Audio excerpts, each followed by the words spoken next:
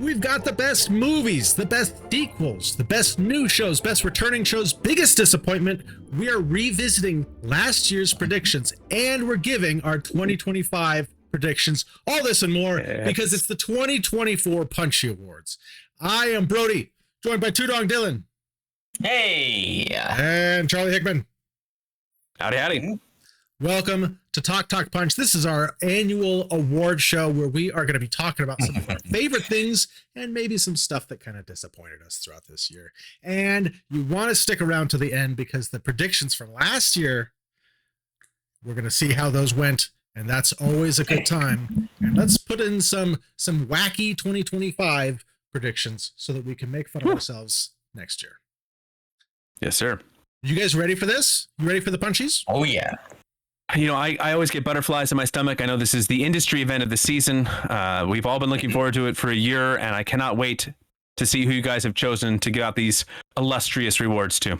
There it is. There's the official Punchy. There's the Punchy Award. Winners will be mailed Punchies as soon as this is finalized. So look forward to that in the mail. Put it right there. All right. Well, let's get moving on to the awards. Oh, there it is. Look at it. Look at it. Look at that. The Punchy Award. There it is. It's a beautiful thing.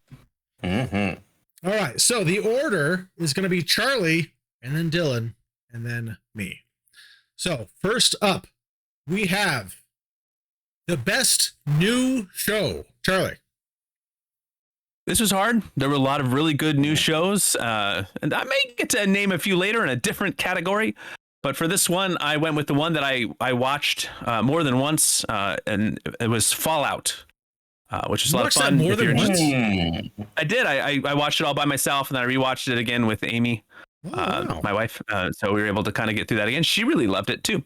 So this was really fun. And if you want to hear some like deeper thoughts on this, we have a whole episode dedicated to it. So I don't need to rehash all that. But if you haven't seen it, see it. It's on Prime. It's great. This was good. I enjoyed this, and I've never played the games before. Dylan, did you ever watch this? I did. I watched the whole thing. Walter Goggins was excellent. Well, that's right. Dylan did watch it because we made it. Yeah, we made him. We forced him.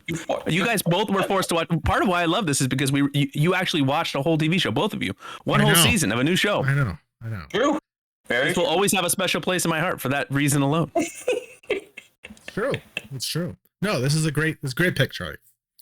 Thank you, sir. Absolutely. Tudong, what's your best new show of 2024? My best new show, I'm really hoping that this is correct. I looked at it and it seemed like it was the right one, and that is Shogun. I actually thought, I'm not going to compare it to the original, but I'll tell you, the cinematography is unbelievable, at the very least, I'll say that. Really appreciate, there's a lot to appreciate with this, but yeah, Shogun, new show, I think it's fantastic. Give it a watch.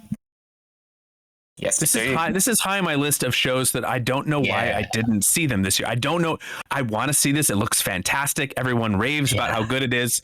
I love watching shows like this, and I just haven't done it yet. So I'm without excuse. I'm really excited to see this, and you saying it's your favorite show of the year just gets me even more fired up to check it out. So I gotta see it. I had this on my watch list, and I just need to start it. It was one of those ones when I had shoulder surgery, and I was off for work for 6 weeks. I was like, I'm going to watch that, and then I didn't. But I thought about it. Have either of you guys seen the miniseries with Richard Chamberlain and Toshiro Mifune, or even read the book?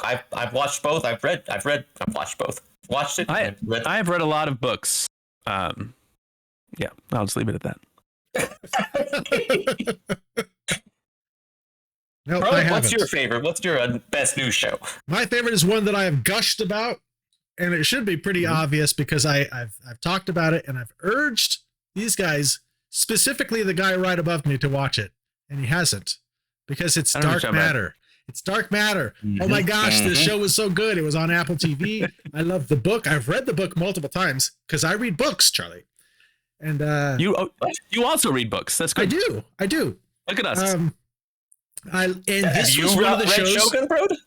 No, I haven't read Shogun. No, but I read Dark Matter. This is one of the shows that the showrunner, or maybe not the showrunner, but the the author of the book was really involved with everything.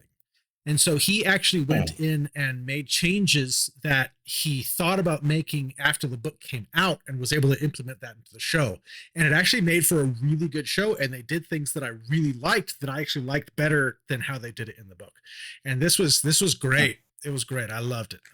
So that's my best new show. I'm 4 episodes in and I have enjoyed it so far.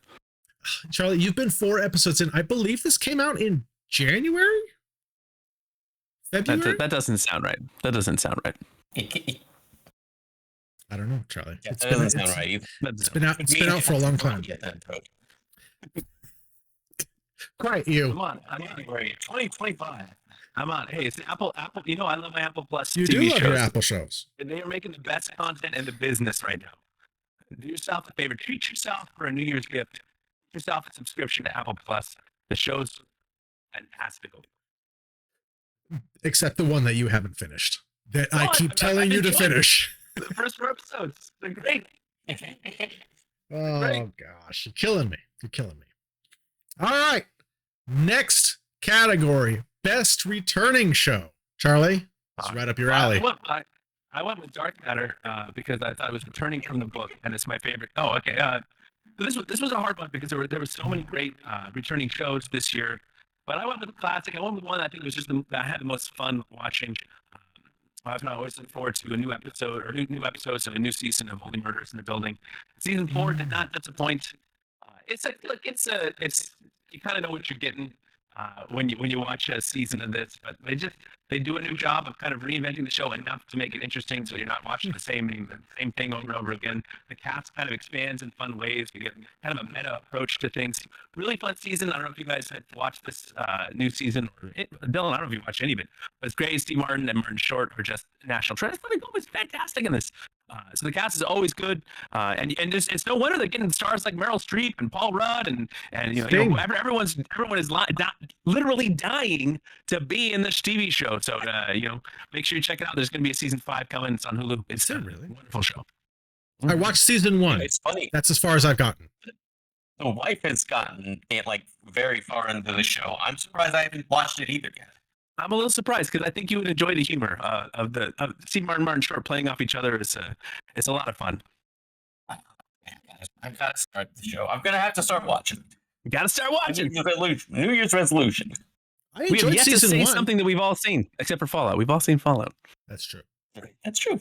All right, we got to do better, boys. We got to do better. We got to. We're on a podcast here that we're supposed to talk about this stuff. We got to watch more stuff. Come on. Very true. Very true. Pick it up. All right, Tudong, what's your best returning show? My best returning show, it's season 2, and it is Tulsa King. I am, for some reason, just first off, it's Stallone, and you can't go wrong with that. It's really funny because, sometimes it doesn't even seem like a whole bunch is happening, and I don't care. I still like watching these characters, and then it seems like lots is happening. I every time it comes on, it's really funny. Like for some reason on Sunday nights, like Saturday nights, I'm not able to sleep, and I'm like, wow, it's already come on. I'm like, you know what? I'm just gonna go ahead. I can't sit there and like wait or any of those kinds of things. Like Tulsa King, it comes on, and then I'm like, I don't really need to sleep that much. So I'll put it on. It's really fun, and I like seeing Stallone in this kind of a role. I mean, it's funny, and it's interesting, and it's exciting. He's a gangster, and he does gangster stuff. In this one, even Frank Grillo's in it, and his character is, as always, is great. Huh? Crossbones. Yeah, Crossbones is in it. Yeah, that's right. Excellent show. You guys haven't seen it. I say give it a watch. Really fun, I say. Yeah, I watched season 1. I got to get a Paramount subscription again so I can watch season 2. Mm-hmm. Is it family friendly? I don't want to derail things, but have you guys seen the movie Copland? A long time ago. Yeah. I just finally watched that for the first time, and I have no idea why. I just like, let me watch this. And at some point, I just want to put a little pin in this. We got to talk about Harvey Keitel because I don't understand why people like him. I don't get it. He's a terrible actor. His line delivery is so atrocious, But Stallone in that movie, fantastic, and it made me think of Tulsa King because he has this kind of subdued, less Stallonian like characterization. So just kind of a I think he's an underrated actor. So I enjoyed the first season. I'm curious about the second season. Interesting. Okay. But Harvey, Can I tell he was in a movie where like he was I can't remember he was Pontius Pilate or if he was I can't remember what person he was. He was some kind of in this it was a religious movie, and I always wanted to see it to see if he still sounded all. Is that it? Is that what he was in? Because I'm curious to see him only to see if he's still using his New York accent. Because really, if he did, I'm like, come on, Harvey. Harvey. Come on. Harvey. All right, Dill, what's your or Brody? What's your returning show? Yeah. All right. So my returning show, I actually thought that there was going to be a crossover here, and I'm a little surprised that it wasn't because we did a whole episode on this show. Can you guys guess what it is? X-Men 97. Nailed it, man. Nailed it. Golly. Returning after 25 years or whatever it is. Oh, it was so good. Does that count? What do you mean does it count? What do you mean does it count? No, I didn't. I didn't say it didn't. I said, does that count? Of course, it's my number one returning show because it returned. It was a show, and then it went away, and now it returned. It's back, and it's better than ever. Oh, the stories are great. The designs are great. I love it. Yeah. I can't wait for season 2. From what I've heard is they're going to kind of get into the Morrison run. So they're going to kind of move away from some of the 90s stuff, which makes me a little sad. I have such a soft spot for the 90s stuff. But this show was so stinking good that it's just amazing that it came back as good as it did, because I love it and I love it, and it hit me in the heartstrings. That episode 5, doggone it, that episode 5 was. Oh, and the last episode, God, they hit so many things. It was great. So that is my best returning show because I love it. So good. Well, bro, there was a reason why I didn't put that on my best returning show because this was my surprise of 2024. Oh, so you can put up my next because I had no idea it was going to be this good and this compelling and this it's just like the animation would be this beautiful, and I just really wasn't sure what to expect. That this long of a gap between the shows, and the original X-Men cartoon was fun. It was fun. Yeah. But it's not like something that I try to rewatch a bunch of the episodes in anticipation of 97. And after a while, it's kind of like, all right, we're kind of all over the place here. The narratives are jumpy. It's just, it was like, all right, this is cool. It was a good, there's only so far the nostalgia can carry you. So my expectations were pretty low when this dropped. And boy, man, it was just like mind blowing. It was just the best X-Men content I think I've ever seen on screen, and it was. And we have a whole episode on this too. So if you want to hear us, blather on and on about how much we love this, and as Brody put, gosh, then you'll pop on that episode. I'm sure Brody's dropping links all below, so don't worry about it. But yeah, I was just so pleasantly surprised by this. They did my boy a little dirty, but that's okay. He's a legend, and legends never die. Correct. Yeah. No, this is a good pick for your surprise. I probably could have put this as surprise too, because it's you kind of when they announce it and it's like, oh, I hope it's good. I'm crossing my fingers. I hope it's good. So yeah, this was a good surprise also. All right, Tulo, what was yours? My surprise was much in the same vein as I was really hoping that my expectations were exceedingly low. And they'd have to work really hard to make it bad. And I thought that that's exactly what they were going to do. But my surprise this time was that Beetlejuice was not absolutely terrible. I really expected it to be. I expected it to be bad. And it was not bad. And that's what I will say. And I'm flabbergasted by that. Flabbergasted. Didn't expect it to not be horrible. I don't know exactly why Winona Ryder, I don't know if she has makeup or if she's had work done to look like Sandra Bullock for some reason. I don't know why. I don't know why a lot of things. But what I do know is I'm shocked that this wasn't terrible. And it wasn't terrible. Interesting. I still haven't watched this. Not terrible. I did not hear some good It shocks things. me. Specifically, Shocks me, but it's specifically from our friends over at Keeping Up with Kardashians, they were not kind to this. I'm not saying. All that I'm saying was that it wasn't terrible. I expected this to be on the disappointed list. It's true. It's not on the disappointed list. So It's not. And I'm shocked because, out of all of the people who are in this who I expected to destroy it, Tim Burton was the top of my list. I'm like, he's going to make this as horrible as every later movie he has been doing. every movie since Big Fish, right? Yeah. Yes. Maybe before that. No, Big Fish was great. You take that back. Big Fish was great, but was Planet of the Apes before Big Fish? I think so, and that deserves to be on his absolute trash list of movies because he has made a lot of trash. But you know what? Brody is right. Big Fish is excellent. Yeah, I gotta watch this. I gotta watch Beetlejuice. I want to see it. Listen. All right. What's your biggest surprise? My biggest surprise was a movie that I saw in theaters that I took my wife to.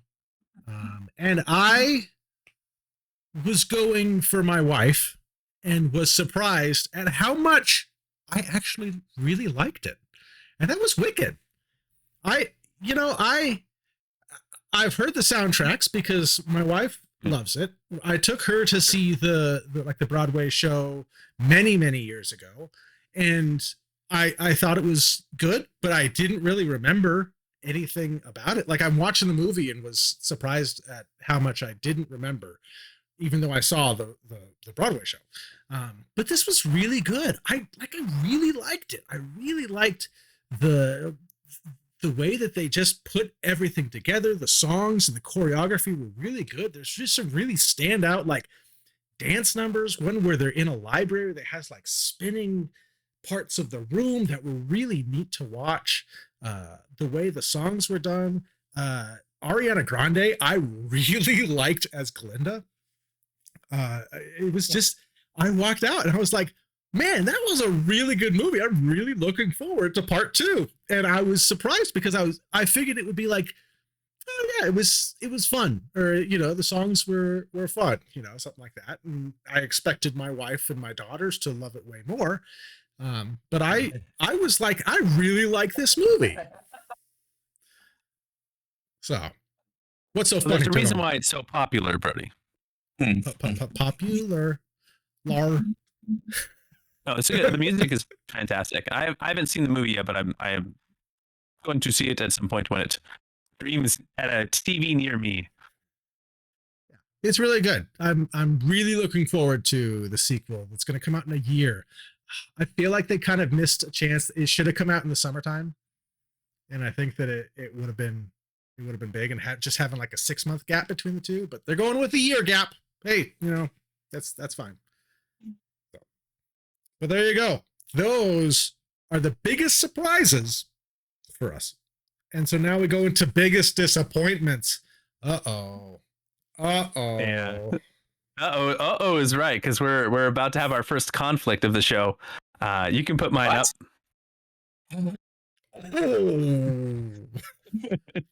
Because I not argue. I'm not arguing. I was suspiciously quiet during Dylan's segment because man, I was so disappointed. And this is probably this is all probably expectation based, or he went in thinking it would be really terrible.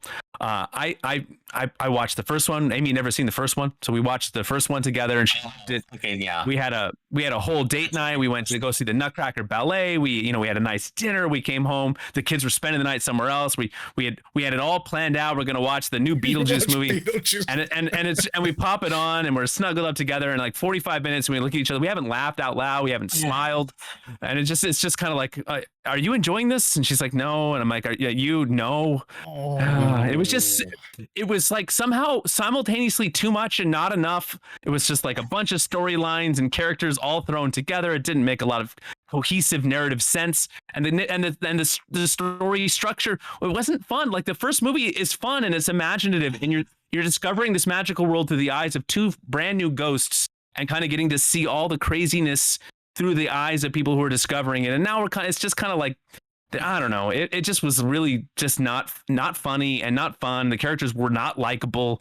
It's just, and how are we still having like her own daughter think, oh, these ghosts aren't real? Like, what are we doing here? Like we went through everything we went through in the first Beetlejuice, and now we got to like watch characters be like, oh, I don't believe you. Like I can't. It's like I don't know. It's just at some point, it's like after you've seen enough Ghostbuster movies, like I don't want to hear characters in Ghostbusters talk about how they don't believe in ghosts. Like they're real. We all know they're real. We don't need to go through a story arc where you're trying to figure out if they're real or not. Like I don't know. The whole thing was just such a letdown. The soul sucking, that I don't know. Why was Danny DeVito there? I don't understand. Just the whole thing was just a mess. Just a mess. Brody, don't watch it. Don't do it. Instead of watching this, watch the first one again, which was fantastic, imaginative, creative, and lovely. Don't watch this. It's a mess. Listen to the Cardassians. Oh, Two Dog. The line must be drawn here. I am not arguing. It's not arguing. And Michael Keaton's not even in it enough. Like, it's just, I know he wasn't in the first one a lot either, but like, that was fine. Like, we didn't come to see the first one for Keaton. We came to see this one for Keaton. Give me more Keaton. Yeah. Anyway, all right. And I could do without the weird, where he's still pining after the, like Winona Ryder was like 16 when she made that first one. Like it was creepy in the first one. We could have just like let that storyline like subside. Awesome. But anyway, I'll have this is the most I'll have to say about anything on my list because it's the most angry I was watching a movie. And this might be the most competitive category. I had some other things that really? Maybe we'll do honorable mentions later, but okay. This one trumped them just because of the setup and then the rug pull. People liked it. It made a bunch of money. Made like almost 300 million domestically. People love it. So I'm probably wrong, but that was just what was your disappointment? You get angry for a while. All right. Go to the movies. Horror movie. And I thought to myself, this is going to be good. I saw Nosferatu, and I thought, I've been waiting for it to come out. Go ahead, bro, put it up. That's the one. Wow. I've been waiting for it to come up. I was like, Lily Rose Depp, great. We've got Bill Skarsgård, great. Nicholas Hoult, great. All these people, great. And the director, Robert Eggers, great. Love The Lighthouse. And the first part is great. And I really was expecting it to be scary. There were parts where I was like, yeah, I jumped right out of my seat. They had switched out. Hey, okay, it's based on Nosferatu, which is a take on Dracula. It's not Dracula. It is vampires, but somehow they made it very plague-like. Legally distinct from Dracula. Okay. The legal department is cleared. Skarsgård has this ridiculous mustache, and you also don't really get to see him a whole lot at all. But when you see all of him, yes, he stands up, and you see all of him. And hey, that's great. They must have sized that down though, because he must have been like a corpse or something like that. Because I'm like, Bill Skarsgård's got to be much bigger than that. That's not my disappointment. My disappointment was the rest. That's why I didn't like it. The movie was in no way scary. It wasn't scary. I don't know what exactly they were doing. I understand that they're in the first Nosferatu, there's a sacrifice. There were times, and I have not seen Lily Rose Depp in, like, there was like a TV show that she was in, and I heard it wasn't very good. I haven't seen it. I don't know all about that, but I don't know what kind of directing he gave to her because she would be like wigging out and freaking out, and then suddenly she's back to her senses immediately inside of the same couple of seconds. She's literally like convulsing, and then she's like, "Oh wait, no," and I'm like, "Wait, what?" And then she's like, "I know exactly what's happening, and you better listen to me." And I was just like, "What? Now you know what's happening? I thought you were like a somnambulist. I thought you were sleepwalking." And there's two like kids, and they get eaten by Nosferatu, and the whole time we were like laughing because these kids are like, "Gah," and the mom is like, "Eh." And then he's like eating them right in front of the mom, and she's like, "Oh, no, wait a minute, hey," and I'm just like, "What? What are you guys doing? This should be frightening right here. The whole thing should be frightening." And it really wasn't frightening. I was kind of rolling my eyes, and I'm like, okay, so this is now what it's going to be, huh? Wow. This is how it's going to be. Ridiculous. I was very disappointed. Eggers, rooting for you still, man. This is your fourth. And I mean, I don't know what Willem Dafoe was doing. Sometimes he was just like his normal self, and then sometimes he was a bit over the top, but then sometimes he's back to lower, not even himself. I had no, I'm like, come on, he's supposed to be the Van Helsing of this. Nicholas Hoult was consistently great in this movie. He was consistently great. And there were parts where Lily Rose Depp, I was just like, all right, yes, I'm feeling this. And there's with Bill Skarsgård, and I was like, he's frightening. And then they haven't talked too much. And then they haven't been too much. And I'm like, is this seat like what are they doing with him even? See, I have no idea. I've been looking online, and that's like the most negative thing I've heard about it. I feel like people are raving about this movie. Bro, you need to go back online a little bit, because I went on to IMDb and I was looking at the different people with their, what they thought, all that kind of a thing. And there's quite a few people that think actually a lot stronger than I do about the whole thing. Okay. Yeah. I'm glad that, because I was like, maybe I missed something. Maybe what did I miss? And I always hate that. And if I did miss something, I will admit it. I'm like, oh, I missed this. I had no idea. I didn't get it at all. I liked the movie, like the first original movie. And I love Shadow of the Vampire, the fictional retelling of the making of that movie with Willem Dafoe and John Malkovich. You guys have seen that, right? Shadow of the Vampire? No? All right. Well, if you're going to go out and watch something besides Nosferatu, the original one, watch Shadow of the Vampire. It is an excellent movie. You guys seen it? No. Huh. Willem Dafoe plays Max Schreck like he's a real vampire, and they it's not an actual movie, but they're like, hey, what if we made a movie about the making of Nosferatu? The only thing is they actually hired a real vampire, which is obviously not true, because Max Schreck in real life was a actual actor back in the day. But they were like, what if he was actually a vampire? And they got him to be in Nosferatu, Count Orlok. It is excellent. He is excellent. I went back and I watched it, and I was like, it's great. Before watching this, and then I saw this, I'm like, very disappointed. Interesting. Right. Yeah. Brody, if you tell me that your most disappointed movie was Saturday Night or Kinds of Kindness, I'm going to lose it. Saturday Night or Kinds of Kindness? Because then that would mean that all three of us had a Willem Dafoe movie as our most disappointed movie of the year. No, so we get the full trifecta, because he was in Beetlejuice, and Nosferatu. So come on, Brody. He was in 4 2024 movies. You had 4 to choose from. I'm sorry. No. Oh, well, now I'm the most disappointed. Mine is a horror movie. Yeah.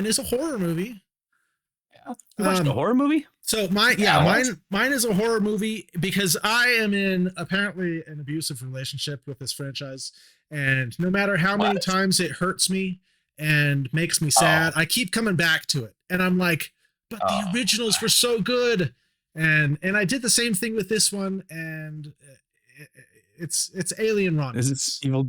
Alien Romulus. I was, Ridley Scott. But this isn't Ridley Scott. This is Fede Alvarez. And there was all these talks of Ridley Scott loved it, and I think James Cameron loved it or something like that. And James Cameron's always going to say that, and Ridley Scott, you can't trust anything he says. And so I was really excited. I really liked the trailers. It looked cool. It had this cool alien type atmosphere where they're in a ship, and there's all of the face huggers around, and I was excited for this. And then I watched it, and honestly, like the first half, maybe 2/3 of the movie, I was enjoying. I wasn't crazy about all the characters. um I did like the android guy. I thought he was neat. But then like the last third or so, just it really just lost me. And it's kind of like there are so many lessons that you can learn from this franchise, that this movie just kind of like ignored. We can stop messing with the design of the alien. We can stop like changing things with the alien. The xenomorph design is perfect. Stop messing with it. It never works. It always looks bad. It always looks dumb, no matter what story reasons you give it. And for some reason, this movie ends with doing just that, and it looked dumb. And I was at the end, and I'm like, I don't like this anymore. And it ended, and I was kind of like, well, that was a bummer. I had such high hopes for like good alien movies, right? Like I love the Alien franchise, even though at this point I think the ones I don't like are outweighing the ones I like. And so but I keep coming back to it. I'm such a sucker for this doggone franchise, and it was such a bummer. And I wish I just would have like turned it off. Like there was like a point where like things seemed okay, and I should have just shut it off then, because then it just ruined the rest of the movie by having a dumb ending. So that was my disappointment. Doggone it, Alien Romulus. You could have had something special. Willem Dafoe in it, it would have saved it. I know. If Willem Dafoe was in it, man. If he was the android. If he had burst out of someone at the end, and he's like, "Hello." Yeah. Like, why was the android from Alien in it? Why was that a decision that they made? It's just dumb. There's a lot of things that I'm like, why did they make this decision? It doesn't make sense. It's a callback for the sake of a callback, and doesn't make sense. And it didn't even look good. It could have just been any other android. Could have been any android. Why? So I don't know. But there are disappointments. We hope that you guys didn't experience these same disappointments. Hopefully these, I don't know. Hopefully these were better for you. People liked all three of these movies. People are probably just mad at us. That's okay. That's okay. Right, special categories. I'm just gonna burn through my special category real fast. Yeah, we each have a special category. We each kind of come up with our own special thing that we want to highlight. And so I don't even know what these guys have. I'll go ahead and pop mine up here, bro. Right. So so essentially it's like a top 10 of my shows of the year minus Fallout, which you've already seen, and well, technically top 11 because X-Men. But these are other great TV shows from 2024 that Dylan and Brody will probably never see. So we had the day, and I'll just run through these. If you guys have questions about any of them, let me know. Bad Monkey. We got another season of Slow Horses, which is fantastic. I keep telling you to watch that every year. This just makes the list. Shrinking season 2 came out, fantastic. Part 2 of season 2 of Invincible came out. Extraordinary is a great little superhero show. We've talked a little bit about that. Season 2 came out. A Man on the Inside with Ted Danson almost was my number 1 new show. Fantastic show. Heard good things. Tokyo Vice season 2. Unfortunately, the final season, very good. Girls 5 Eva. Season 3 on Netflix. Enjoyable show. I think Amy, your Amy Brody would enjoy that. Maybe even Diana probably enjoy it too, because both your wives are singers, and this is a girl group show. It's a funny comedy. And then the English teacher, a nice little new comedy show. So these are some 9 other shows that either debuted or had new seasons in 2024. All of them are good. Any questions, gentlemen? I will point out that I have seen 2, maybe 3 episodes of the first season of Invincible. I don't know if that's better or worse. I feel like that's worse when you watch like 1 or 2. I mean, you're still on me. I've seen 4 episodes of Dark Matter. That was this year. I mean, the first season of Invincible was like 2022, man. It was like 2 years ago. Hey, We're not talking about that right now. We're not talking about Dark Matter. The Girls 5 Eva is on Netflix. Oh, I have Netflix right now. It's cute. They're like a girl group who's kind of like reuniting in their 40s and just kind of trying to recapture some of the glory days. You get like Busy Phillips and Sarah Bareilles of music fame to lend some legitimacy to the whole, I don't need to go through the whole cast. It's a great cast. The girls are all fantastic. Chemistry's great. Music's really fun. Yeah, I heard good things about the Ted Danson Man on the Inside. Is that what it's called? Man on the Inside. Very inside. Like, hey, because it is it's funny, but it's also it's an emotional one. Gets you right here in the old heart. Because I do care for an elderly family member who is in an old folks home, a senior living facility, and so I don't know if that would make this. This might make it a tough watch. It's no, I'd probably laugh at it. It's a funny show, and Ted Danson is literally a national treasure. I think he was declared as a 2024 as one of the great wonders of the world and an official national treasure. So, God bless you, Ted Danson. Extraordinary. I do need to watch that. Extraordinary. Oh, extraordinary! It's really funny, very funny, crass but very funny, very British. Okay. If you like superhero stuff and like kind of like a crass sense of humor, this is very, very funny, very good. Okay. It does not take itself too seriously, which is what if you're going to have a comedic superhero show, you want it to take the superhero part seriously, where they put thought and effort into the powers, but not take itself seriously, where they can't make fun of that. So, and they do a nice job towing the line. Okay. Very good. All right. Cool. Tudon, right. What's your special category this year? My special category is a best fight scene. And the last time I'm pretty sure I quoted something from Cobra Kai, and so I'm doing it again. The last episode 10, the big multi-dojo brawl is absolutely fantastic. You get to see Chosen beating people down, Johnny and Daniel fighting on the same team. I always love seeing that. You guys haven't seen any of Cobra Kai yet, have you? I haven't. I've seen a season. I've seen a season of it. Season 1? Season 1. It's like watching season 1 of The Office. It doesn't count. Or season 1 of There's Always Sunny in Philadelphia. It's totally different. It's Always Sunny. The first season didn't have Danny DeVito. It's a totally different show. Well, it was a totally different show. Is Cobra Kai a totally different show in season 2? I don't know. I've never seen it. Yeah, that's what I thought. Season 3, then it gets to be a totally different show, because then that's when Chosen comes in. Favorite character absolutely is Chosen. Either way, everybody gets into a fight in this show. You get Kreese versus Silver. You get Johnny coming in fighting Silver as well.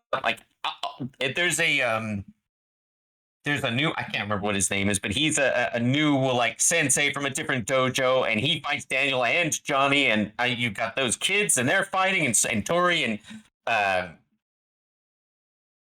what is Daniel's kid's name? Her and I can't remember. I believe it's Little LaRusso. Little LaRusso. Little LaRusso. Welcome, Anyways, I actually like seeing people who had been antagonists, and now they're friends, like Johnny and Daniel, like Miguel and Robbie. There's a scene where in the middle of this brawl, they are in the middle of this fight, and they accidentally run into each other, and they turn, and you see them both, and Miguel actually smiles at him, and both of them are, give the nod. I love that kind of a thing. Absolutely love it. I believe I'm forgetting what Daniel's daughter is named. I'll look it up for you. Samantha, Sam LaRusso. Yeah, Sam and Tori. Even she sits there and she's like, "Wow, thanks." And she's like, "Anytime." Samantha says that, and I'm like, I love seeing that kind of thing. I like seeing them happy, and I'm looking forward to I shouldn't say I'm looking forward to the end of Cobra Kai, but the end of Cobra Kai. There's 5 more episodes that are coming next year. Obviously, it'll probably make my list again. Samantha LaRusso was the name you're looking for that you never thought of. That's the one. That's why I didn't. Check the tape. He never got there. Thanks, Charlie. You're welcome. Never got it. Either way, I thought it was good. I thought the ending was a little bit odd. I don't want to spoil it for you guys, but somebody gets stabbed in their stomach and die instantly, which is really not how things go. But it's weird because I am trying to think of the last time somebody actually died in a Karate Kid movie, and I can't really remember. Either way, he's certainly talking about body bags, but his kid gets boom just like that. Do they immediately put him in a body bag? Is it like it's like immediately instantly dead, and then out comes the stretcher, and they put him in a body bag? Put him in a body bag. 2 or 3, but the kid who was like, "Yeah, put him in a body bag," actually gets zipped up because he passes away, and then he passed away in real life. So yes, he gets put into a body bag. You get to see it. Oh, that's sad. Mr. Body Bag himself. Yeah, that's true. But this is excellent, and I can't wait to see the ending of it, and I hope everybody's like still there. I want to see some more. I want to see spin-offs. Give me some Chosen, because he is the best character there. I love it. And if you like Cobra Kai, you know what I'm talking about. All right, what do you got? What do you got for us, bro? Yeah. All right, so my special category, I'm actually changing it up from last year. Last year I had best theatrical experience that Charlie and Dylan didn't have. But I'm changing it this year. It's different. Sure. It's different. This year, now, you guys know I love Santa Claus. And I am very particular about my Santa Clauses. I don't like Santa Clauses being mean. I don't care for the Santa Claus movies because he doesn't feel like actually Santa Claus. And this year, there was a movie that came out that I thought had the best interpretation of Santa Claus I'd ever seen. And surprisingly, it's out of the Red One movie. J.K. Simmons as Santa Claus is my favorite Santa Claus. It's a little bit different. Really? He's not, big and fat and stuff like that. He's slim, he's buff, he's in like a workout room at one point.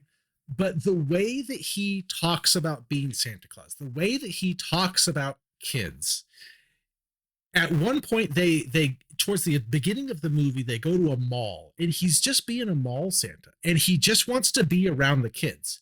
And he even says being in a mall 2 days before Christmas is like oxygen to me. And I was like, that is so good. And I realized that J.K. Simmons isn't writing this. There's a writer out there that's doing this. But the way that he portrayed Santa Claus, I was just like, this is so good. This is the Santa Claus that I love. And as it went on, he wasn't in all of the movie.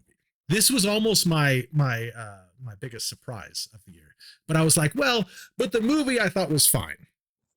It was, I'll rewatch it. But J.K. Simmons was really the standout. And he was in the beginning. He was kind of gone because he got kidnapped and they had to save him. But just every time he was on scene as Santa Claus, I was like, I love this Santa Claus. Like, I love it. I love everything that he says. Like, I love the way that he presented himself as Santa Claus, the way that he spoke to people, the things that he said. I loved it. This is like my new like go-to Santa Claus as my favorite interpretation, because it was so good. It was so good. The movie itself, it's fine. It was fun. It was sure.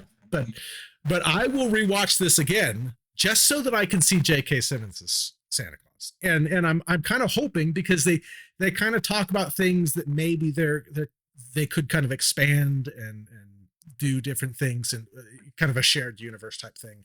And I actually kind of hope that they do, because I just want to see more J.K. Simmons as Santa Claus. So this is my special category. Best Santa Claus is going to J.K. Simmons.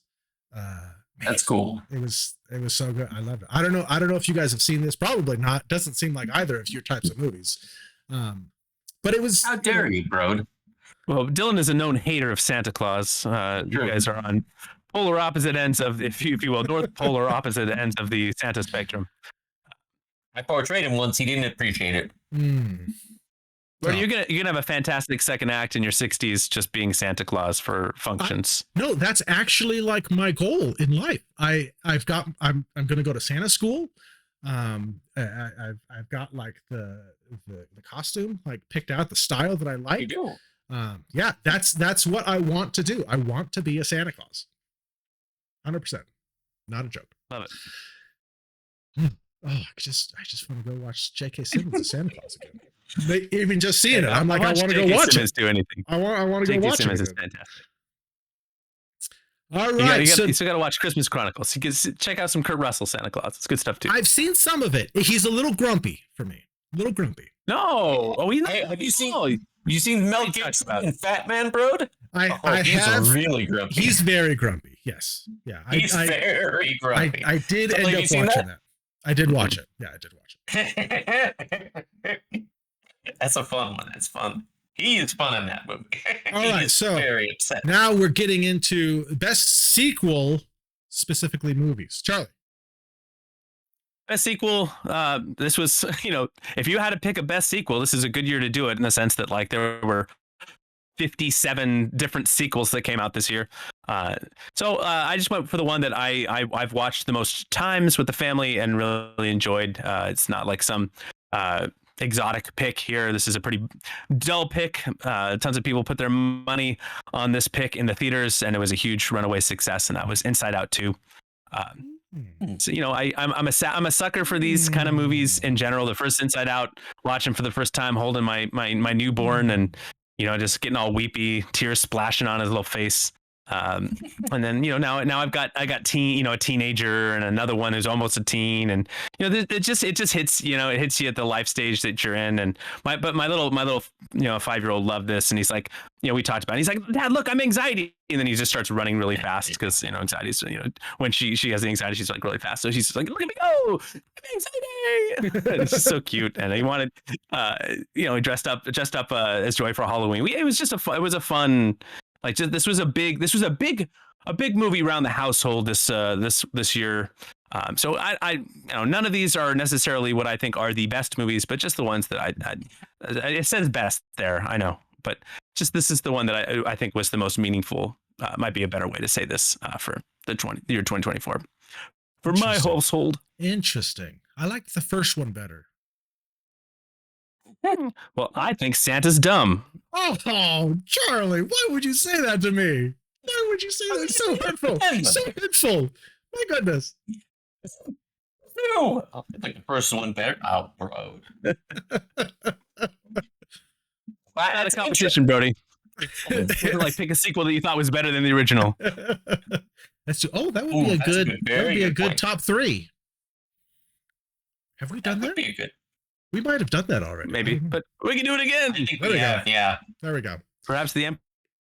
Yeah, we have done it.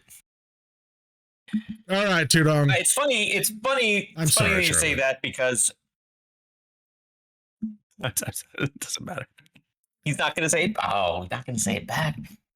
Well, it's funny that you say that about the this sequel, because my sequel is almost the exact same thing. I have the same thing with my kid, and I dressed her up as she and I dressed up as these characters, and we were like portraying them all throughout the house. And is it a horror movie? So no, it's not.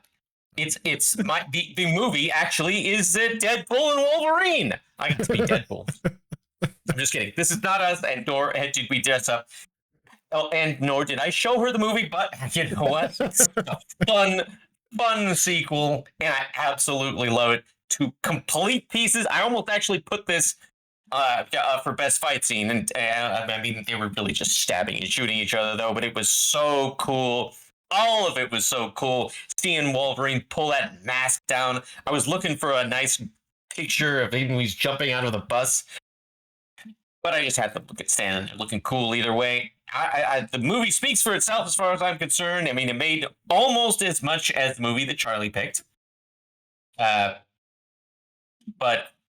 phenomenal movie. I love all of I'm trying to think of a part that I don't really care for, and I really can't. Favorite sequel, a lot. And Charlie, we haven't heard any of your choices or your opinions about this movie. Not yet, at least. That's right. Never seen it. Unbelievable. All right, bro. What's your best sequel? I don't know why you hate my formatting so much, man. Every slide you've messed up my formatting. The picture's way too big. You push the Punchy Award. I know. Right, I'm sorry. I was trying. I put the picture up. Come on. I put the picture up. Yeah, I'm proud of you about it. I'm proud of you. All right, my favorite sequel, or best sequel, was one that again, it's just a movie that I really enjoyed, and that was Dune Part Two. I really enjoyed the first one. I really enjoyed the second one. It was great because the first one came out in 2020, and so I just saw it when it came straight onto Max. I didn't see it in theaters, but this I was able to see in theaters and on the big screen. It was great. It was awesome. The music was blaring, and the just visuals are all over. They're just it was so cool, and there's lots of action, and yeah, I really enjoyed it, and yeah, I'm looking forward to the third one. I have no idea when the third one's coming. I'm not sure why they're taking so long between these movies, but yeah, no, this was great. You guys haven't seen this, right? I think I asked you guys this. And by the looks of your faces, you're not interested. I'd have to rewatch the first one. I don't know. It was beautifully shot. Beautifully shot. I have heard that it was beautifully shot. I really enjoyed it. I'm really enjoying this whole franchise right now. So I like the first one better. Yeah. And that's okay. I'm sure you didn't like the first ending. You get grumpy when there's to be continueds of people walking over mountains. They ended it like on a weird perfume commercial. It was so weird. Like they had she's like walking across the rocks with like a flowy gown, and like the music's playing, and it was like a Dune sandworm for women. It was just a weird, it's such a weird moment. It doesn't matter. Anyway, it doesn't matter. You've heard us talk Dune before. I do want to see it. So I'll watch them all sometime in a row someday. After I finish Dark Matter in 2025. That's quite a marathon, because they're not short movies, but they are not short movies. But it's great. I'll watch it next time I come to visit you, Brody. We'll put them both on. Oh, there you go. I'd be into that. So all right, but yeah, that was great. Dune Part 2. All right, now you ready for the best movie? For the coup de grace, best movie. Charlie, you're up first. All right. So I realized as we were kind of prepping for this list that I just didn't see a lot of movies in 2024. I was slacking. I look, I'm going to watch the film. I'm going to get better. There will be better days ahead. I will see more movies. But one movie that I did see that I really did enjoy and have no shame in putting this as my best movie for 2024 is Dylan's best sequel. And that is the Deadpool and Wolverine. Yes. This was just a thoroughly enjoyable film. Charlie. Just the right amount of fan service and inside jokes. You got to love Ryan and Hugh together. They're fantastic chemistry. We got to see a little bit of Gambit, and he got to make fun of the Gambit character that almost killed Gambit that I hated. We got to make fun of a lot of characters that almost killed comic book movies. Gambit. It was a delightful. Gambit had a good year. 2024 was a good year for Gambit. It really was. I haven't been able to say that in a while. And he's having a great run. And the new X-Men comics are fantastic as well, and really celebrating the Rogue Gambit love story. So you gotta love that. Gambit's having a great 2024, better than the rest of us. But this was a really fun movie. I don't need to spend. I know you guys haven't heard me talk to you about it directly, so I'll just briefly say, I laughed. I was on the edge of my seat and tickled in the pink, and it was a delight. It was a delight all the way around, and it fixed a lot of the things that I just that I hated. Like it just was like, hey, those were dumb choices. Let's just not do those things, and it was great. So they brought back characters they should never have let go, and it was a lot of fun. So fantastical. Yeah. So at a later date, maybe we can talk more in depth. I would enjoy that. I would too. The dog. It's funny that you say that. That dog was so cute. Because I totally agree with you. We got our first crossover completely in the same category, because I also Wolverine. Whoa. Fantastic movie. Loved it. Sweeping the punchies. And it deserved it. Come on. Put it up. Come on, bro. Come on. Come on, Brody. Come on. Oh, Brody. Unbelievable. Wait, give me that. Tudong, are you done talking? Yep. He just talked about this. Yeah. I guess that's true. You want a second round of Deadpool Wolverine? No, that's true. All right. Well, I'll join in on the crossover then. Hey! Yeah. This was There great. it This was is. great. Raise your glass. As somebody Really who you guys constantly say is a Deadpool hater, I'm not. The first two Yeah, you aren't are. my favorite. The first two aren't my favorite. But It's only 3. but I really liked this one. I really liked it. I You love. call me a Deadpool hater. Sure, I didn't like the first 2 movies, but I did enjoy this one. Well, I didn't say I didn't like them. They're just not my favorite. My goodness. How They're could not they my not be favorite your superhero favorite? movies. But I really liked this no. one. It was great seeing Hugh Jackman back. It was great seeing him in the costume. It was great, like just all of the cameos. I loved the cameos. I popped at the cameos. Just seeing Johnny Storm, seeing Gambit, seeing Blade, like all of that. I loved it, and I just Wesley popping laughed. out. That was great. Oh gosh, I laughed out loud throughout the movie. It was wonderful, and it brought it into the MCU, and so I'm super stoked that now like we get that. It was super fun to be able to have that and explore the multiverse in kind of a fun way that we haven't done in the MCU yet. Having like the Cavalry, having the brown and yellow costume, like I loved those moments. Just stuff like like the comic accurate Wolverine just was so funny to see. It's just so much stuff. So nice pool. Like I could watch it again and just laugh throughout the whole thing. I thought it was great. It's my favorite movie of the year. So It was so fun watching this because I think I texted you too. It's like they took all of Brody's notes from the first 2 movies and they're like, right, he doesn't like the first 2 Deadpool movies. We're gonna put just things in for Brody. What does he want to see? And then just like every time it would happen in the movie, I'm like, oh, that he's probably freaking out. There it is. Yeah. Oh, Johnny Storm. Oh, Brody's probably dying right now. I loved it. I even saw it coming, but I was like, I love it. I love it. I don't care. It was a lot of fun. This was a fun movie. Yeah, lots of fun. Okay, now we're gonna move on. Oh, bother! I forgot to update that slide. Those are actually the 2024 predictions revisited. Just pretend like there's a 4 right there. So I'm pretending it. I'm just gonna skip through that because it's inaccurate. So Charlie's. Okay, so we each did 3 predictions last year.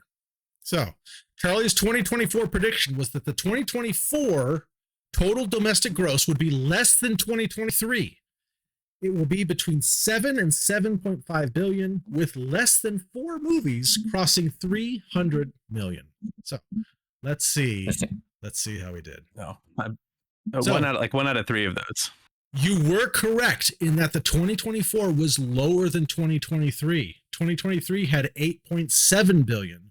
2024 was 8.4, but it was not between 7 and 7.5 billion. Yeah. And there were 5 movies that passed 300 million, being Inside Out 2, Deadpool and Wolverine, Wicked, Moana, and Moana 2. I'm sorry, and Despicable Me 4, not 3. I believe. Boy, somebody needs to QC me. Oh, what happened? I must have been drinking a beer.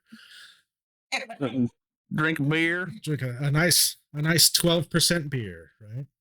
I would have my original prediction for this would have been spot on and accurate, but Brody's like, make them bolder.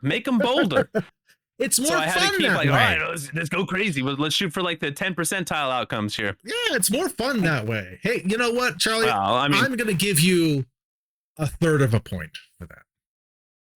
Because you got 1 out of 3, even though there were three predictions within there. All right. Okay, people were predicting a big year last year. All right. Okay. I was Dylan's first prediction was that Nathan Fillion will headline a movie that will be a sleeper hit and make more money than predictions say. Which is the definition of a sleeper hit. Oh, what happened? Not going. Uh-oh. Hold on. Oh, there it is. Sadly, no. Nathan Fillion did not headline any movies in 2024. He was in movies, but he did not headline anything. So, no, your prediction was not true. It's true. It was true. It came true, bro. Unbelievable. Hey, you say he didn't headline any movies. I say he headlined the Deadpool Wolverine movie, which made a bunch of money at the box office. I mean, he was Headpool. So I guess, did he headline that movie? He has played a head in at least 2 things that I've seen him in, and he's been fantastic in both. Shout out to Zombie Head Nathan Fillion in Santa Clarita Diet. Yeah. Did Deadpool Wolverine outperform predictions though? I don't know. I'm sure that it did. I mean, it made like what, 500 domestic at least. I don't know. It made a lot. I know that. It wasn't a sleeper hit because everybody kind of thought it was going to do well. Not a sleeper hit. So Not that's a sleeper fine. hit. It's fine. It's fine. I am perfectly fine. Always choosing that either way. Okay. My first prediction. 636 billion domestic. Okay. Okay. My first prediction was that the top 5 box office movies will all be sequels. Close. I'm going to give myself half a point because worldwide, yes. Yeah, worldwide, I was correct. Inside Out 2, Deadpool Wolverine, Despicable Me 4, Moana 2, and Dune 2 were all sequels. But domestic, Wicked slipped in at number 3. So I didn't get This was such a gutless pick by you. There were no movies besides sequels. Like Wicked was the only non-sequel movie in the entire year. There was not a single, like no other movie in 2024 came out that was not a sequel. It was this. That was it. And it was a part 1. And it was technically a sequel to a play. I thought it was a bold pick. That was bold, really? Like bold? I'm just sassing you, bro. I'm right. sassing you. Charlie's second prediction was that Tom Cruise will film a... Whoa. No. That wasn't mine. Yes, it was. That was Dylan. That was Dylan's. Was Really? it? Yeah, it sounds like me. That was Dylan. Oh, no. Well, wait. Then what's mine then? What is mine? Is mine Charlie's then? Then somehow maybe the slides got mixed up then. So somebody said Tom Cruise will film a movie in actual space. And the prediction was incorrect, but he is working on it. It's his next movie after Mission Impossible. So Dylan, was that you then? Charlie, what was yours? Mine was that Paramount would not merge, and then about the NBA, the streaming rights were my other 2. That Paramount will not merge, because I have the NBA one, but the Paramount would not and then merge. Paramount there was a lot of rumors swirling towards the end of last year that Paramount was going to be, swept up by Max or by Netflix or something, that it was going to get bought out. And I said, that's not happening in 2024. Oh, so you were correct. And it didn't. Totally Good job. Right. Yeah, that's Good totally job. right. You said we each got 1 out of 3 right, so I thought that was the one that I got right. So maybe I got. Do I get half credit for my NBA streaming one? It was an elaborate. We're not there yet. Okay. All right. Because I had Dylan's number 2 as Nathan Fillion will be recognized as the glorious film actor that he is. Maybe that's not a lot more like me. Maybe that was a mix-up of the slides. Multiple billions predictions. It's possible. It's all they hit billion. But he's also going to So that is yes, sort of, because Nathan Fillion was nominated for a 2024 Telltale TV Award for favorite performer in a network drama series for his role in The Rookie. Which Dylan's never seen, even though he loves Nathan Fillion. So He's right. I haven't seen The Rookie just yet, even though I do love Nathan Fillion. I'm going to give you a point for that one because he was recognized as a glorious film actor for his favorite performer. Prediction also about Nathan Fillion? No, I'm glad I buried it up this year. No, it's not. Oh, that's too bad. All right. My second prediction was that no superhero movie will score higher than 70% on the tomato meter. And I specified later that it was the critic score. And I was so close. Deadpool and Wolverine got 78%. The 5 other superhero movies were all below 50%. So doggone Yeah, Wolverine and but Deadpool. they were probably terrible. Like Well, what, Craven? Yeah, we had and Madam Web. We had Craven, Yeah, Madam no Web. kidding.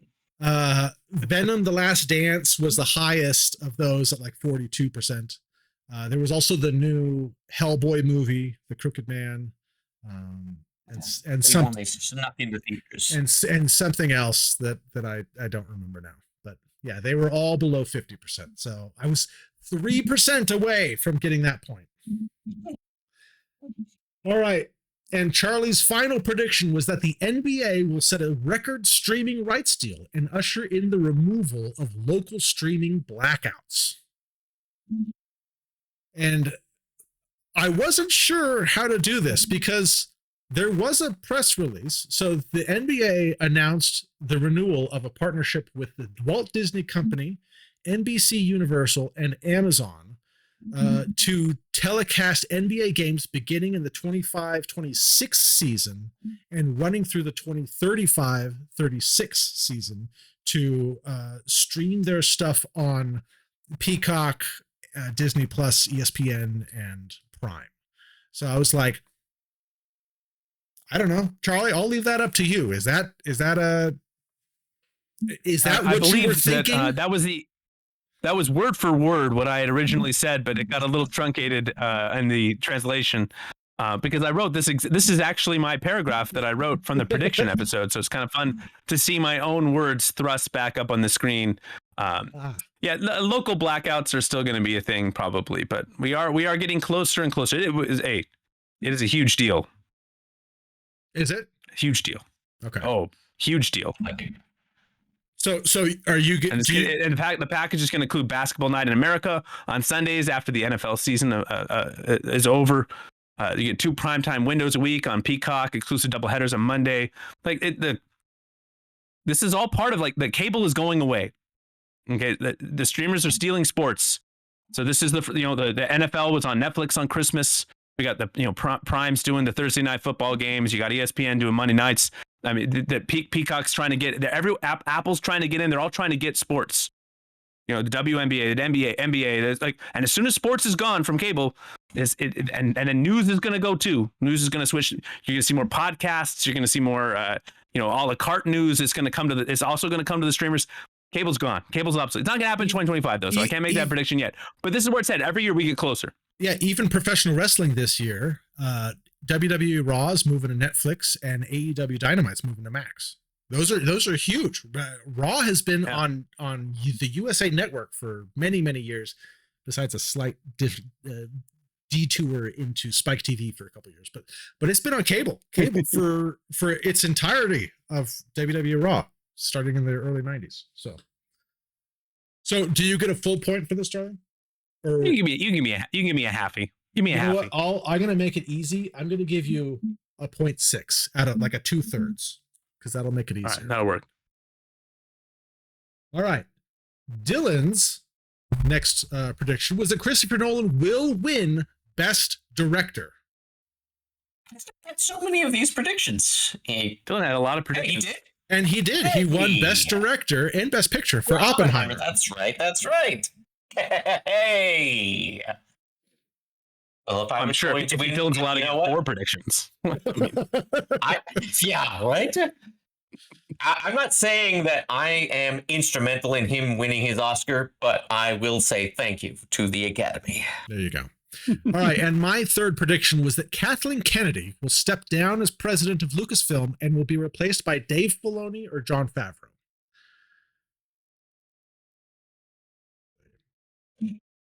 No, not happening. She laughing at you. Jeez. You fool, she says. That's a big 0 for Brody. And for a lot of other rest of us, yeah. So we'll see. There's some rumors that her contract may be coming up this year, but we'll see. We'll see. So ultimately, Charlie wound up with 2 points. Dylan had 2 points, and I had 0.5. So you guys did much better than me. We really shouldn't be getting any of these right. So we got to go. This is going to be a bolder year, gentlemen. Yeah. We're going to go 0 for 9. That's the goal. All right. Well, let's go ahead and move on to our 2025 predictions then. Oh, and you know what? If you have made it this far, you must be liking something that you're hearing or watching. So we would love it if you went ahead, hit that like, subscribe, hit the notification bell, do all the things so that you can come back here and check us out. Again, we do our posting out regularly.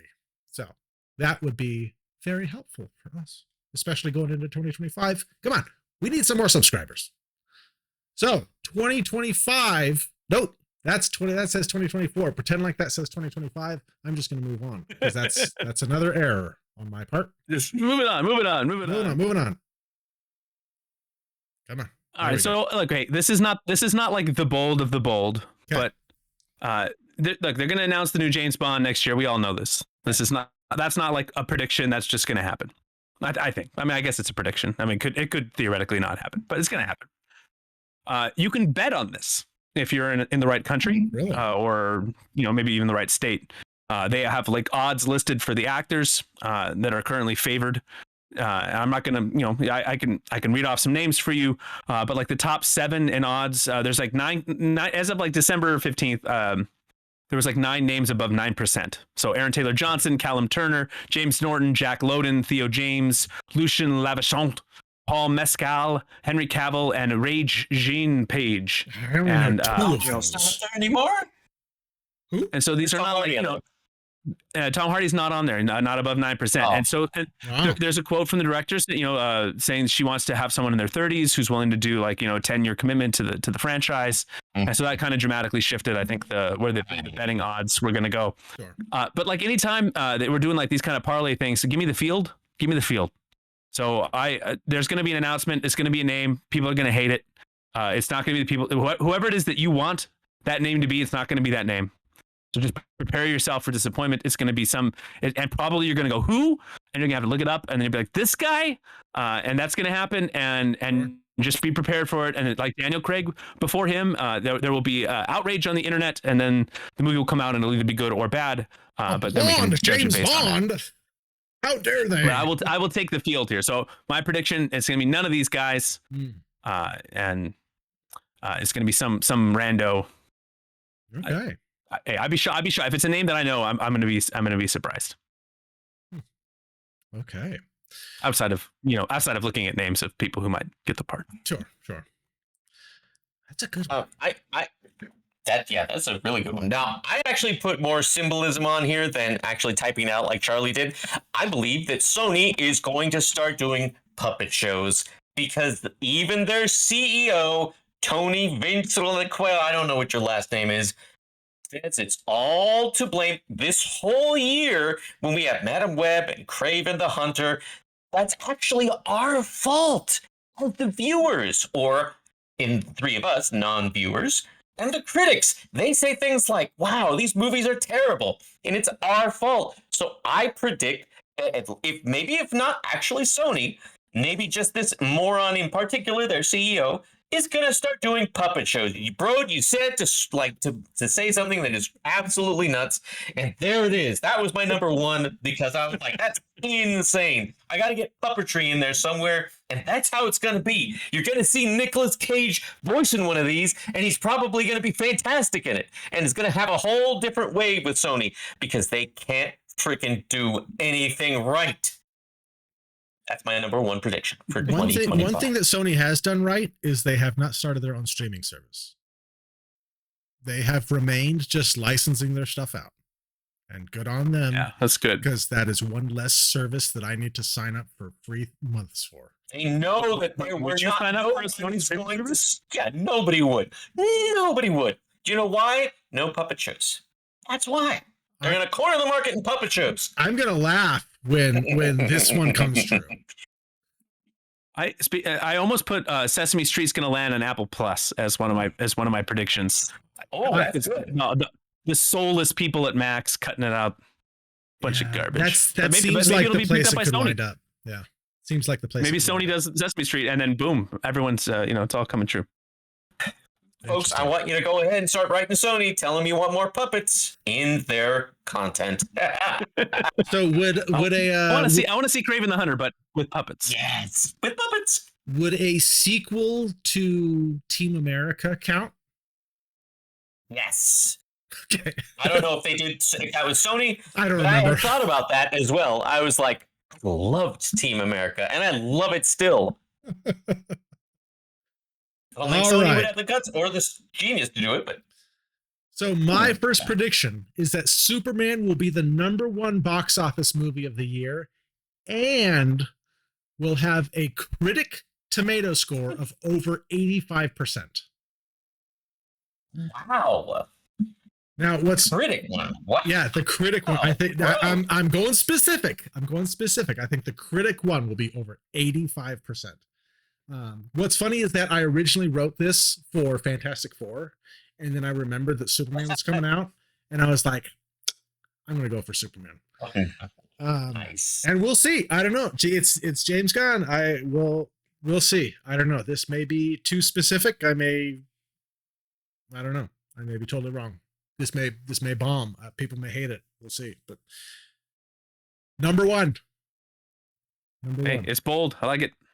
Oh, All right, Charlie, you're number 2. Oh, bro, it's a great precursor to mine because the Minecraft movie is going to make more money at the box office domestically than either Superman or Fantastic Four, and it's going to finish the year in the top 5, baby. Wow. The Minecraft movie is going to be the combination of Mario and Jumanji. It's going to be a delight at the box office for the whole family. You notice a trend that's happening? The top 5 movies that grossed over 300 billion this year domestically: 4 family films and then Deadpool. Right. Next year we got in July we got Jurassic Park, we got Superman, we got Fantastic Four, all in July. It's going to be a crowded summer. They're going to cannibalize each other. I feel like the Minecraft movie is like sitting on its own island. It's 15 years now the game has been out. This is before I had a kid. I played Minecraft. I've played Minecraft with all 4. Well, my youngest hasn't played yet, but all 3 of my older kids. I play with my wife online with her brother. We've enjoyed this as adults. And my kids love this. My kids are excited about this. I'm excited about this. I love me some Jack Black. We are spirit brothers of the beard. He is a good human being and a fun actor to watch and enjoy. So I look, this is probably going to be terribly wrong. People will probably hate the Minecraft movie. It's probably going to be terrible. But I'm going bold, and I'm saying that the micro outcome here is that it has the legs of Mario with a little bit of the cashish of the Minecraft video game, which is the #1 video game of all time. It has outsold any single Mario game, certainly not all the Mario games combined, but any one Mario game cannot stand alone against the juggernaut of Minecraft. So it could, if it's good, it could have some legs. Okay. Well, Charlie, yours and mine are in direct competition with each other. So we both cannot win that. So we'll see. Nope. All right, Tudong. You know what? This last year or so, Netflix quietly canceled Zack Snyder's Army of the Dead franchise, and I predict they're going to quietly cancel the what's that stupid? The Rebel Moon franchise that he's trying to do. Quietly cancel it, Netflix. People don't like it, Netflix. Just cancel it. Just cut it out. Quiet like. Nobody has to know. It'll be fine. What if they did it with puppets? Rebel Moon with puppets. Yes. If anybody should be still working directed with by puppets, Zack Snyder, Zack Snyder. I'm in. Still directed and hopefully written, because then it'll match the absolutely how it should be. Just saying nonsense, no nonsense. This is like the Snyder versus like gun people. Like it's really like, have you guys been like like reading online about any of like the on Twitter? There was like the trailer for Superman, and someone pulled a still of him like saving the girl, and he's like, this is supposed to be a realistic Superman, and then they had like a community note that's like Superman has saved children in the comics. Like people are like big mad already, like just looking for reasons to hate this. You got the Snyder people, you got the gun people. We got like Superman Civil War coming in the summer. I'm not really worried too much, because I actually don't think the last time when they had gotten, I think it was like some Academy Award or something like that, or whatever it was, or people voted on it, it turned out to be bots.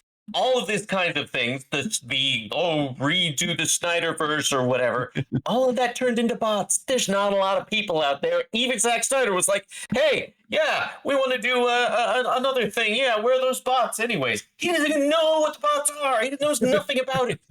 Nobody really does it. Little Zachy boy. Yeah. Charlie and I did a review of the Zack Snyder cut of Justice League, and it's still the longest episode we've ever done. Beautiful thing. Shocking. Links below.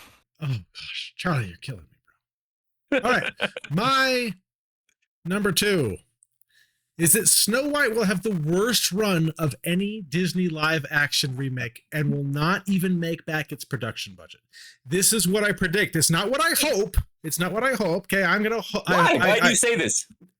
I'm not hoping for these things to be bad. I see the writings on the wall. I think that the main actress has said stuff that is firing people up, and it's causing a big ruckus, and I think it's not going to do well. I don't think I gotta say something. Lately, I have to admit that I appreciate the fact that movies that are bad and they are released and people are like, I hate it. They're starting to actually say this with their wallet, and it then is a bomb. People aren't going to see it. Before, people are like, well, we'll just see it anyways. There's nothing else. We don't care. And now they're starting to care. They're starting to be like, hey, you know what? This is crap, and we're not going to see it. And it's going to lose money finally. Didn't happen, like 10 years ago, it wouldn't happen. Now it's finally happening, and I appreciate it. I'm not going to go see it. I saw the trailer. I didn't care for it. I don't like the look of the elves or the dwarves. Road. It doesn't. It doesn't look kind of and I don't know. It looks like a ass. But I think it's going to do the worst. I think it's commercially going to do the worst, and I don't even think it's going to make back its production budget. I really. For a while I had that it was going to do the worst, and I kind of went back and forth on what kind of that second part was going to be. Originally I had that it was going to end any future Disney live actions, but I was like, well, they also have Moana that they're currently working on. Yeah. And they've got Lilo and Stitch that they're currently working on. And so that's coming out in 2025. Yeah, I know. They're coming out soon. And so I'm like, they may just brush this under the rug and move on. So I didn't do that, but I'm guessing it won't even make back its production budget. So I'm sorry to be negative. I don't like to be negative, but I was like, I think that you're not being negative. You're prognosticating, bro. You can't help it that they made a terrible movie with a terrible actress and a terrible all of this stuff. It's not your fault. I always find myself doing negative predictions. So I so far I've told people that they will not get the James Bond that they so desire, and that. And well, I guess I said positive stuff about the Minecraft movie, even though it will probably be terrible. But my next one is a long list of negative. So you're welcome. And this is effectively like trying to hit a really big parlay. Goodness. If I got any gambler folks out there, you go to Vegas and you sit there. Okay, I'm going to bet on smokes. 10 different NFL games and for the winners, or it's hard to pick all the winners, right? So my prediction here is that most sequels and reboots and reimaginings in 2025 will underperform what the previous version of that movie grossed. Does that make sense?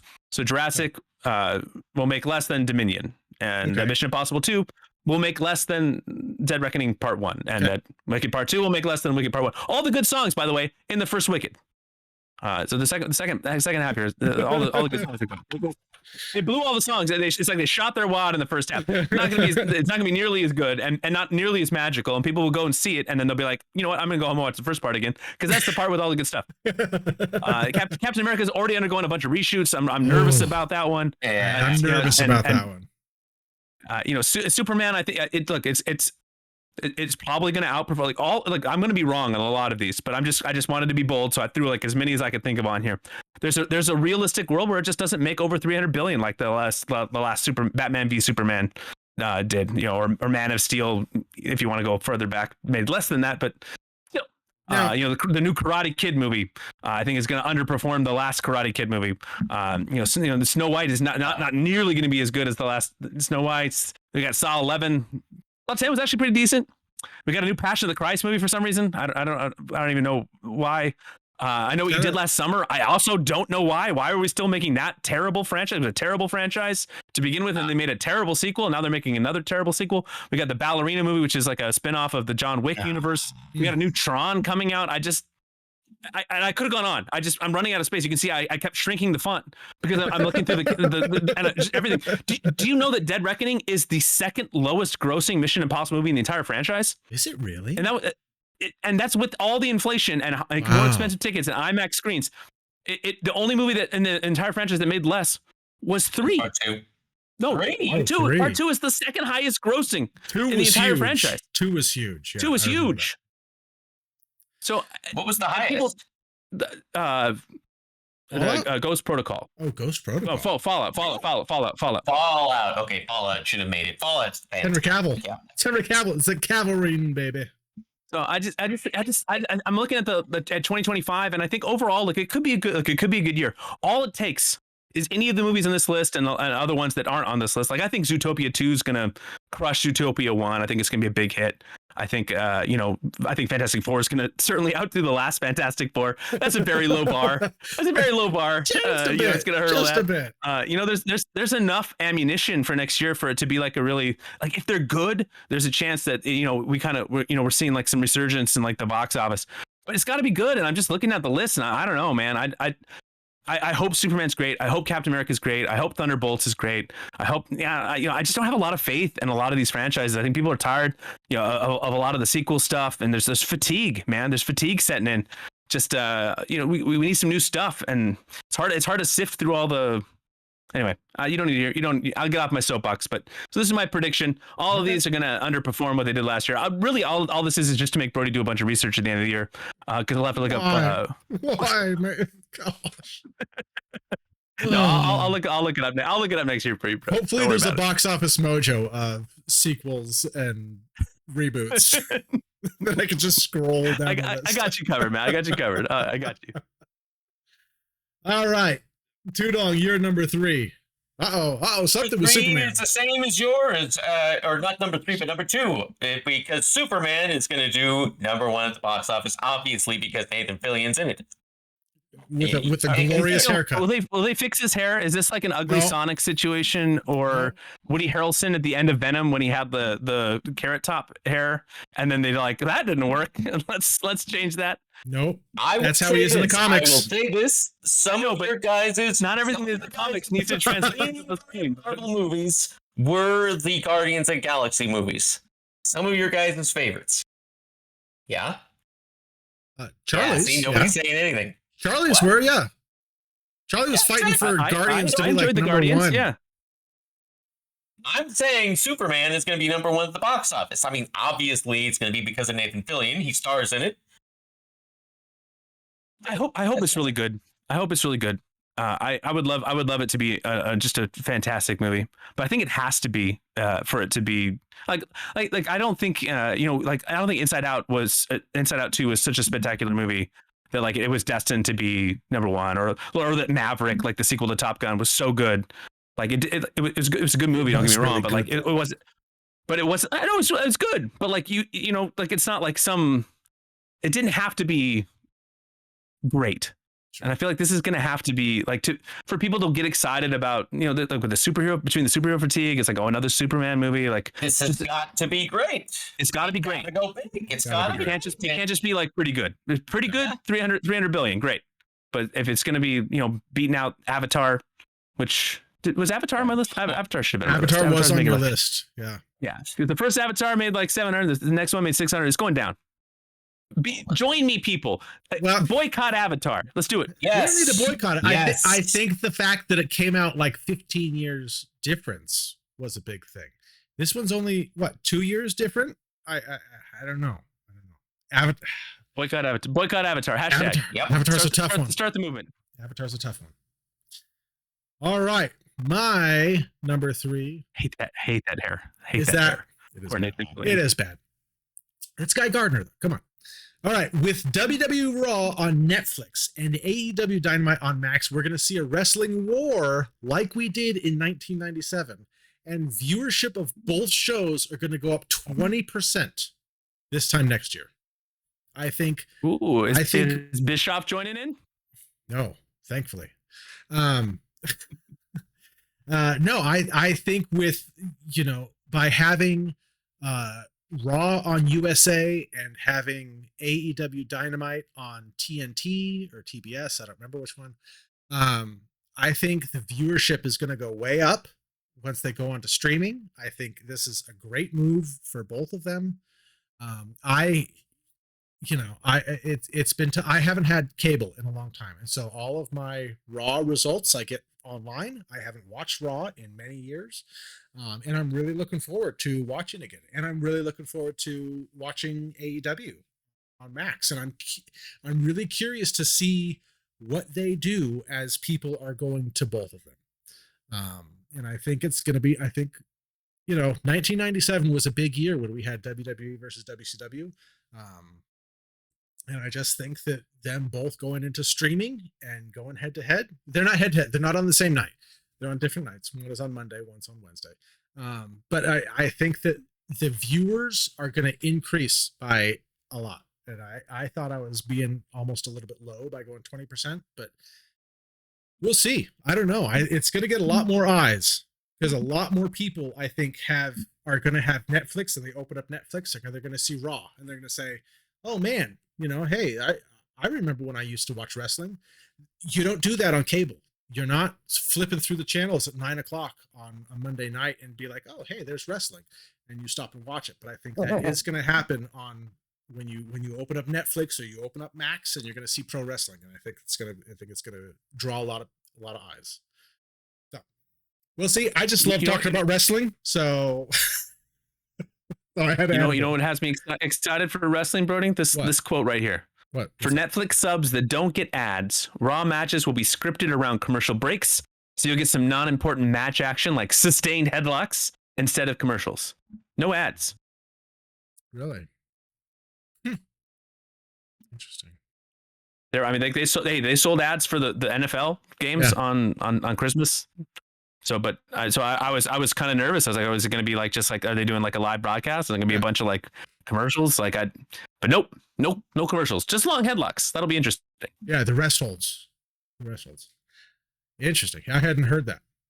But yeah. So it's going to be a big year for wrestling. I think with people watching the Vince McMahon documentary, I think people are like, oh man, I kind of enjoyed wrestling. Charlie, you've called me and we've talked some wrestling. You haven't watched wrestling in 20 years.